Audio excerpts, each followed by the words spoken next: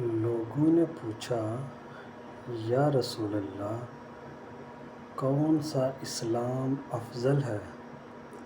تو نبی صلی اللہ علیہ وآلہ وسلم نے فرمایا، وہ جس کے ماننے والے مسلمانوں کی زبان اور ہاتھ سے سارے مسلمان سلامتی میں رہیں۔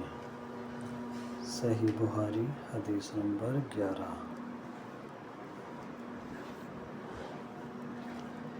ایک دن ایک آدمی نے حضرت صلی اللہ علیہ وآلہ وسلم سے پوچھا کہ کون سا اسلام بہتر ہے؟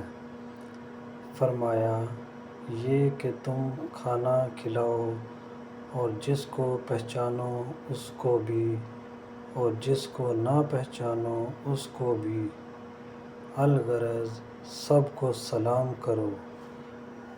صحیح بخاری حدیث نمبر 12۔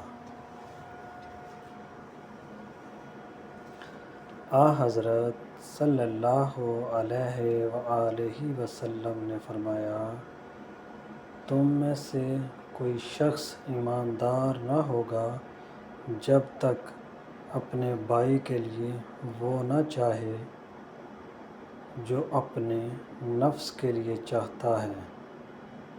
صحیح بخاری حدیث نمبر 13۔